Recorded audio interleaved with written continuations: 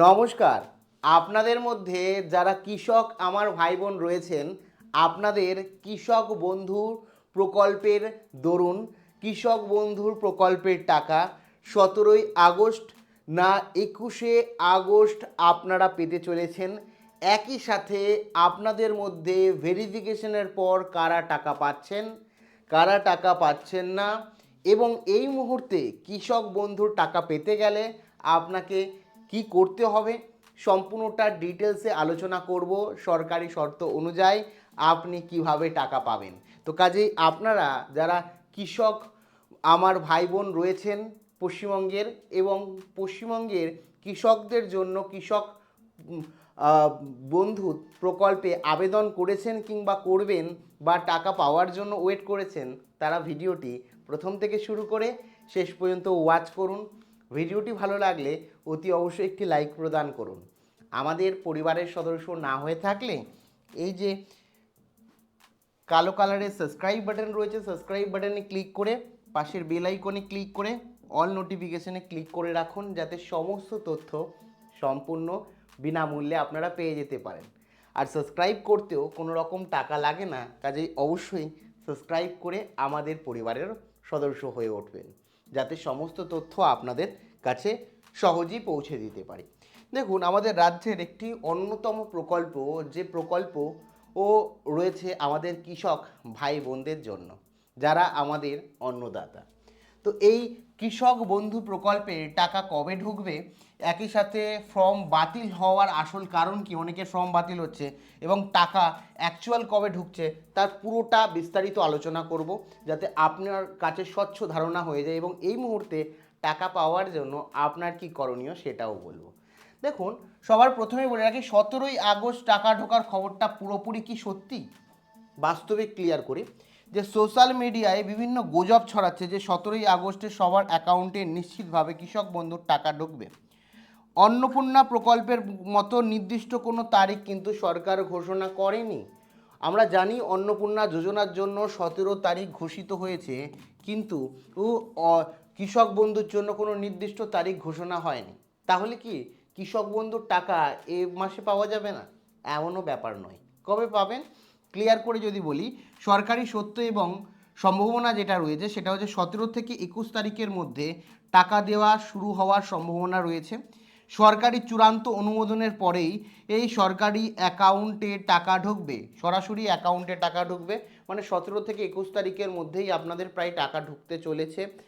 এবং যেটা সূত্র মারফত তথ্য রয়েছে, একই সাথে আপনাদের এর সরাসরি ব্যাংক অ্যাকাউন্টে কিন্তু টাকা ঢুকে যাবে এই তারিখের মধ্যে, এবং আগস্টেই কিন্তু আপনারা টাকা পাবেন।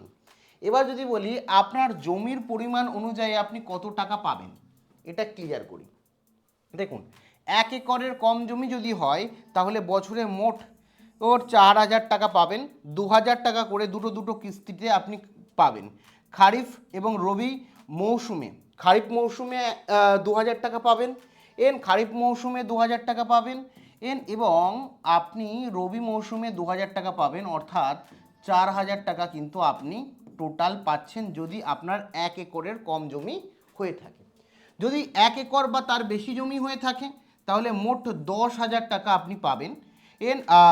5,000 টাকা একটা কিস্তি, একটা কিস্তিতে 5,000 টাকা পাবেন, প্লাস আরেকটা কিস্তিতে কিন্তু 5,000 টাকা পাবেন।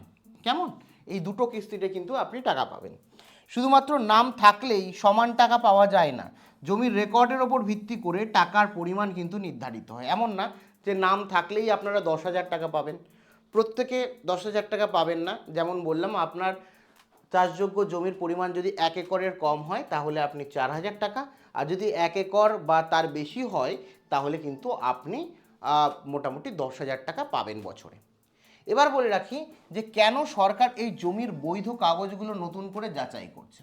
সরকার কেন যাচাই করতে লেগেছে?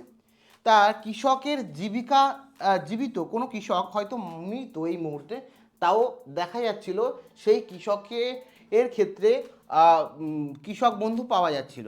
তো সেক্ষেত্রে সেটা দেখে কৃষকে যারা কৃষক বন্ধুতে আবেদন করেছেন বা কৃষক বন্ধু পাবেন, তারা জীবিত না মৃত সেটা নিশ্চিত করার জন্য করেছেন ভেরিফিকেশন প্রক্রিয়া বা নতুন কাগজ নিচ্ছে।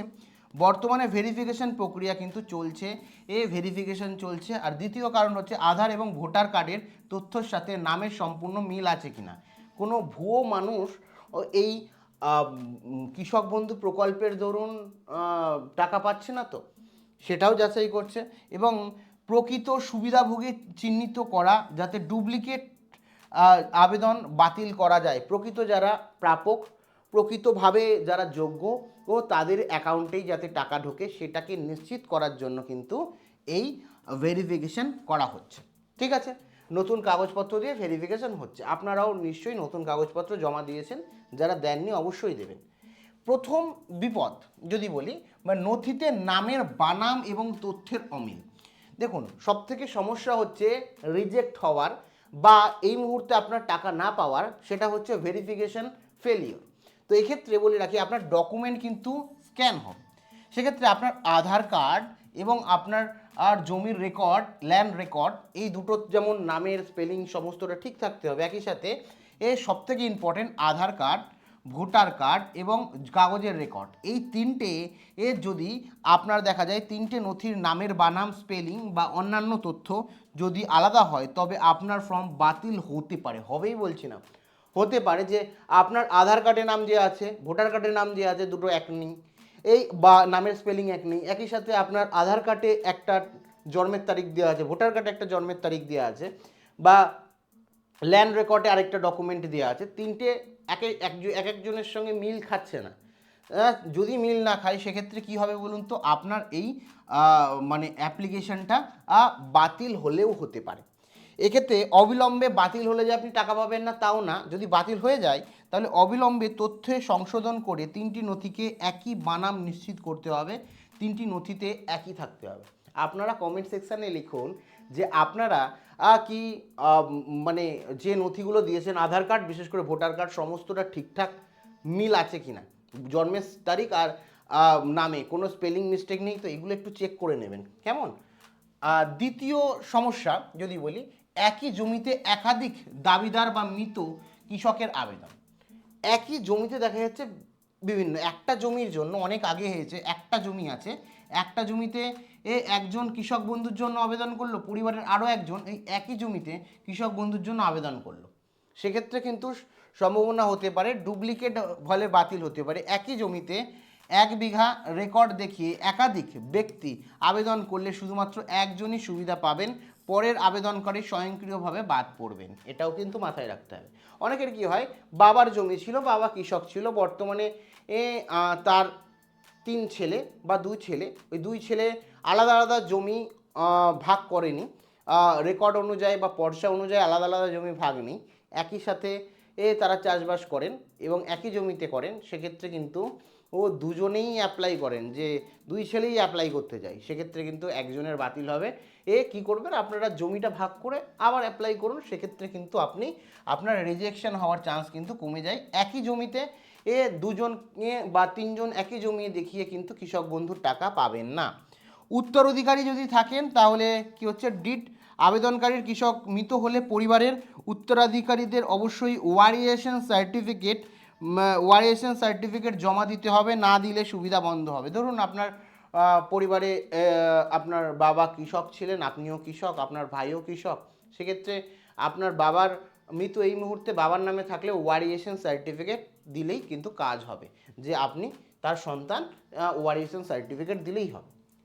তৃতীয় বিপদ যদি বলি, তাদের সমস্যা এবং ভোটের তালিকার নিয়ম। এখানে বলে রাখি, বর্গাদার বা ভাগ কৃষি, অন্যের জমিতে চাষ করলে বৈধ চুক্তির কাগজ বা নথিপত্র দেখাতে হবে, প্রমাণ না থাকলে নাম বাতিল হবে। আপনি ধরুন নিজের জমি নেই, অন্যের জমি লিজ নিয়ে, অনেকেই হয় যে জমিটা লিজ নিয়েছে বা 1 বছরের জন্য তিনি চুক্তিবদ্ধ হিসাবে সেই জমিটা নিয়েছেন চাষ করবেন বলে, তার চুক্তির প্রমাণপত্র আপনাকে দিতে হবে, না হলে কিন্তু আপনি সুবিধা পাবেন না কৃষক বন্ধু। ভোটার তালিকা, ভোটার লিস্টে এসআইআর 2026-এর চূড়ান্ত ভোটার তালিকায় নাম না থাকলে কৃষক বন্ধু প্রকল্প থেকে নাম বাদ যেতে পারে, যদি আপনি ট্রাইব্যুনালে থাকেন। না থাকলে বাদ যেতে পারে, কিন্তু যদি আপনি ট্রাইব্যুনালের আইনে কেস করেন আর নাগরিকত্ব মামলা পেন্ডিং থাকে সুবিধা চালু থাকবে, কিন্তু নাগরিকত্ব বাতিল হলে কৃষক বন্ধু পুরোপুরি বাতিল হবে। ধরুন আপনার ভোটে নাম ওঠেনি, SIR 2026-এ আপনার নাম বাদ গেছে, আপনি ট্রাইব্যুনালে আবেদন করেছেন এবং এখনও পর্যন্ত নাম ওঠেনি, সেক্ষেত্রে আপনি পাবেন। যদি আপনি ট্রাইব্যুনালে আবেদন না করে থাকেন আপনার নাম বাতিল হয়, আপনি পাবেন না। ট্রাইব্যুনালে আবেদন করে যদি আপনার নাগরিকত্ব বাতিল হয়, আপনি যদি নাম নাই ওঠে তার সত্ত্বেও, তাহলেও কিন্তু আপনি পাবেন না। ট্রাইব্যুনালে আবেদনকারী এখন মামলার নিষ্পত্তি না ঘটলে আপনি কিন্তু পাবেন। কেমন? এরপরে বলি, টাকা পাঠানো হলেও আপনার অ্যাকাউন্টে না ঢোকার মূল কারণ কি? প্রথম হচ্ছে সরকার হয়তো আপনাকে টাকা দিয়ে দিল, কিন্তু আপনার কাছে ঢুকলো না, কারণ হচ্ছে ডিবিডি লিঙ্ক নেই। মানে আপনার যে ব্যাংক অ্যাকাউন্ট দিয়েছিলেন সেই ব্যাংক অ্যাকাউন্টের সাথে আধারের সাথে ব্যাংক অ্যাকাউন্টের লিঙ্ক নেই। ঠিক আছে, আধার কার্ডের সাথে ব্যাংক অ্যাকাউন্টের লিঙ্ক যদি না থাকে, ডিবিডি লিঙ্ক যদি না থাকে, তাহলে কিন্তু পাবেন না। কারণ সরকার এই মুহূর্তে সমস্ত প্রকল্পের টাকা ডাইরেক্ট বেনিফিট ট্রান্সফারের মাধ্যমে কিন্তু দিয়ে থাকে। সেই কারণে অবশ্যই ডিবিডি লিঙ্ক আছে কিনা দেখে নেবেন। ব্যাংকে আধার প্যান দিয়ে KYC আছে কিনা সেটা দেখে নেবেন। ব্যাংকে লেনদেন সক্রিয় আছে কিনা সেটা দেখে নেবেন। এই 1 নম্বর, 2 নম্বর এবং 3 নম্বর, এই 3টে জিনিস যদি ঠিকঠাক থাকে, ডিবিডি লিঙ্ক থাকে, ব্যাংকে KYC থাকে, ব্যাংক অ্যাকাউন্ট সক্রিয় থাকে, এবং তাহলে কিন্তু সরাসরি আপনার অ্যাকাউন্টে রাজ্য সরকারের তহবিল থেকে সরাসরি ডিবিডির মাধ্যমে টাকা পৌঁছে যাবে। আর যদি এটা ভুলভাল থাকে, টাকা পাঠালেও কিন্তু অটোমেটিক আবার সরকারের কাছে চলে যাবে। সেই কারণে এগুলো কিন্তু ঠিক করে রাখবেন। কেমন? তো ভেরিফিকেশন ফর্ম জমা না দিলে এর সাথে আপনার নাম বাদ যাবে। ভেরিফিকেশন ফর্ম যদি জমা না দেন, দেখুন ভেরিফিকেশন ফর্ম জমা না দিলে কি সাথে সাথেই আপনার নাম বাদ যাবে? তো এখানে বলে রাখি, না, ভেরিফিকেশন ফর্ম না জমা করলে সঙ্গে সঙ্গে আপনার নাম বাদ যাবে না, সরকারি নির্দেশ নেই। তবে আপনারা অবশ্যই ভেরিফিকেশন ফর্ম জমা দিন। যারা ভেরিফিকেশন ফর্ম জমা দেননি, আমি বলেও দিয়েছি কিভাবে কি করতে হবে না করতে হবে। এই ভেরিফিকেশন ফর্মের মূল উদ্দেশ্য হচ্ছে কৃষকদের তথ্যের সাথে PM কিষাণের তথ্য ও যুক্ত করা। সেক্ষেত্রে অবশ্যই দেখুন, এবং ভবিষ্যতে নাম বাতিল না হওয়া এড়াতে এই নিকটবর্তী কৃষক অফিসে গিয়ে ভেরিফিকেশন ফর্ম জমা দিন। সেখানে গিয়ে বলুন আমি ভেরিফিকেশন ফর্ম জমা দিতে চাই, ভেরিফিকেশন জমা দিন, যাতে এখন তো হয়তো টাকা পেয়ে যাচ্ছেন, কিন্তু পরে যাতে আপনার নাম বাতিল না হয় সেটা অবশ্যই দেখবেন। আর বলে রাখি, কৃষক বন্ধুর সাথে কি অন্যান্য সরকারি প্রকল্প টাকা একসাথে পাওয়া যাবে? প্রকল্পের নাম বলি PM কিষাণ। আপনি একসাথে PM কিষাণ বা কৃষক বন্ধু যে কোনো একটা পাবেন, দুটো একসাথে পাওয়া যাবে না। সোশ্যাল মিডিয়ায় বলছে পাওয়া যাবে, এটা একেবারে কিন্তু ভুল। প্রতিবন্ধী ভাতা বা যদি থাকে, সেক্ষেত্রে কৃষক বন্ধুর সাথে আপনি প্রতিবন্ধী ভাতা পেতে পারেন। কিছু কিছু ক্ষেত্রে দুটো সুবিধাই একসঙ্গে পাওয়া যেতে পারে। যুবশক্তি বা অন্নপূর্ণা ভাণ্ডার আর একসাথে নিশ্চয়তার কোনো গ্যারেন্টি নেই, পেতেও পারেন নাও পেতে পারেন, কেউ গ্যারেন্টি দিতে পারে না পাবেনি এখনও।